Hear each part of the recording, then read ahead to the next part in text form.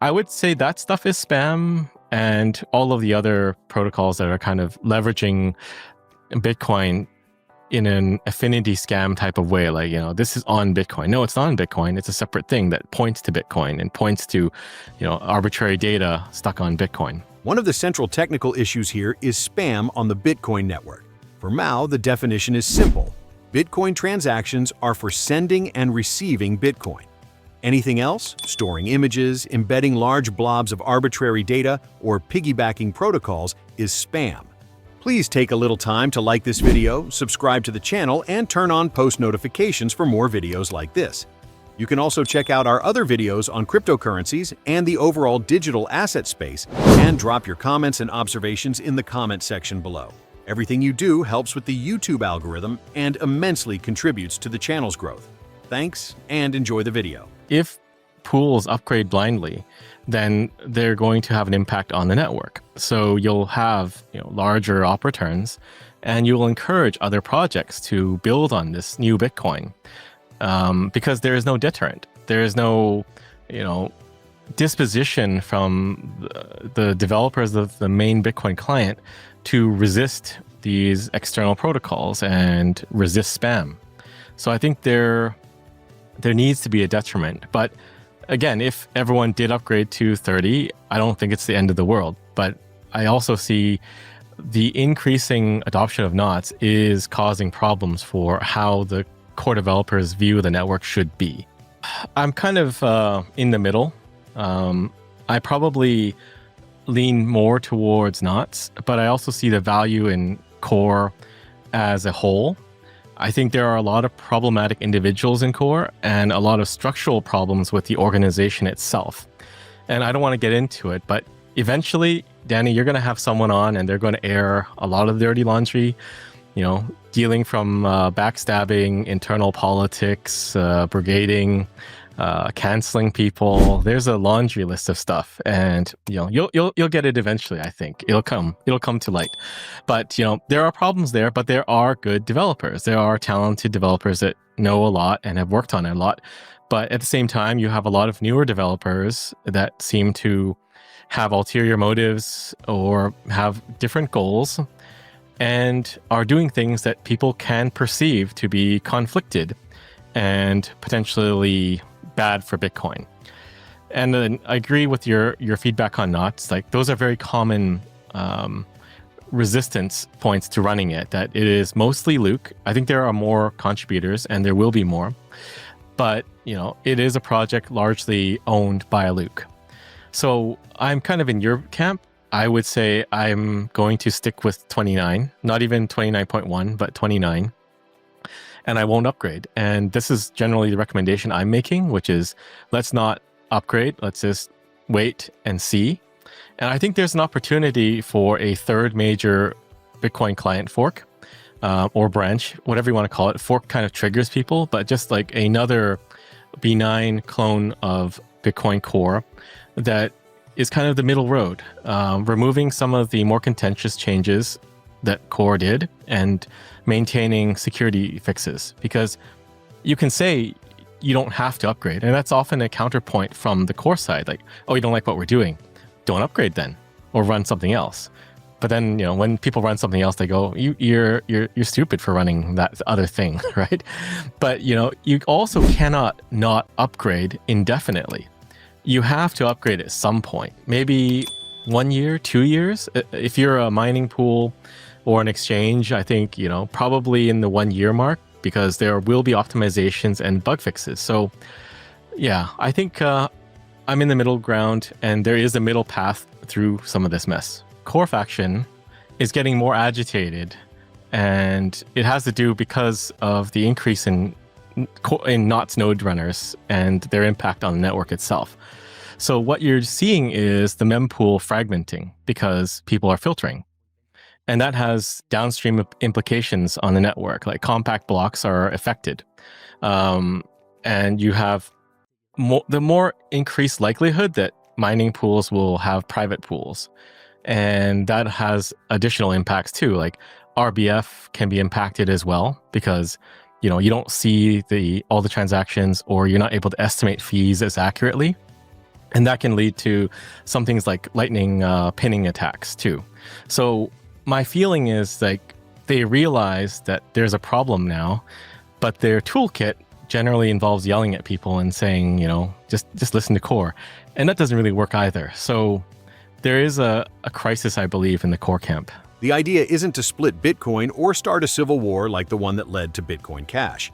Instead, it's to provide a balanced alternative between Core's permissiveness and Knot's rigidity. A middle path could offer the neutrality and trust that both camps currently lack. Spam is non-native data to the Bitcoin network.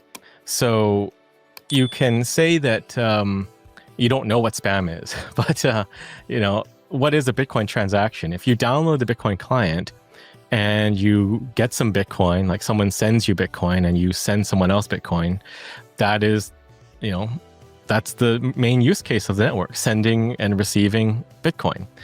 And that is not sending pictures and other things. Like there is arbitrary data, and that's usually stored in op return, like 83 bytes of data. And it's been like that for a very long time because you can, store a hash of something or a double hash. Open timestamps uses it. Various other protocols might embed a little bit of data, but that's been generally deemed safe and acceptable with general consensus / agreement. Consensus seems to be a trigger word these days. Like people like to argue, oh, that's not a consensus rule. But we're not saying it in that meaning. We're meaning like, do people agree? And people agree. Op return at 83 bytes is generally accepted as okay.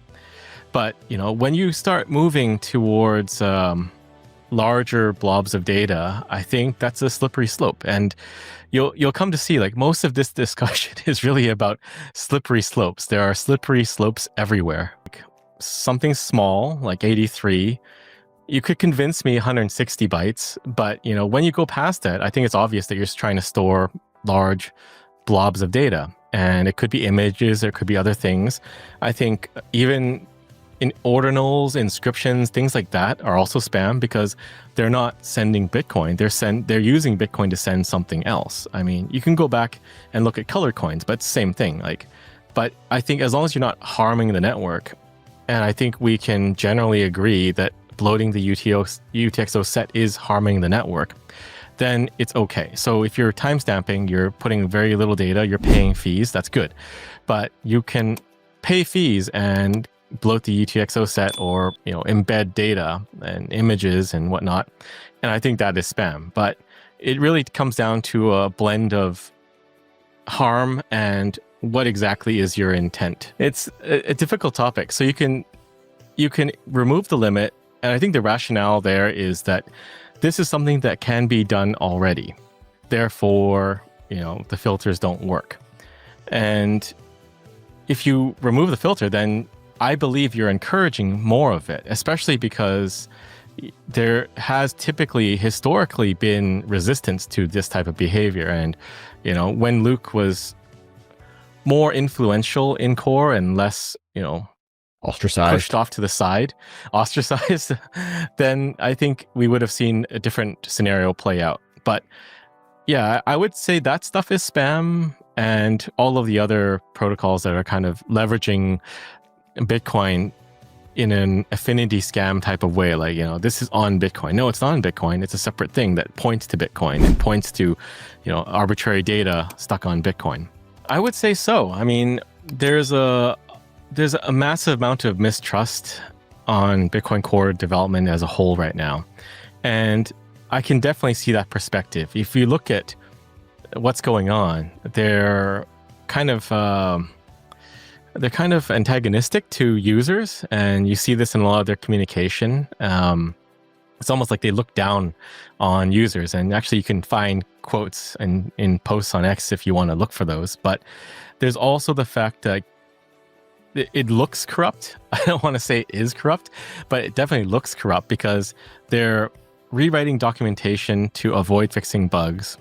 And there are people that have interest in these spammy projects like ordinals and Taproot and whatnot. And they're all over, and they're in the mailing list discussing stuff and very friendly with the core developers and maintainers. So I can definitely see why there's this massive mistrust of core development. And then there's the resistance to undoing their changes and not changing these defaults.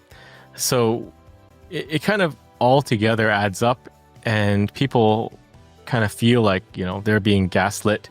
Communications on X compound that, but the refusal to not undo something and the refusal to, slow down or pause is all reasonable for the average person to assume that, there's some ulterior motive going on.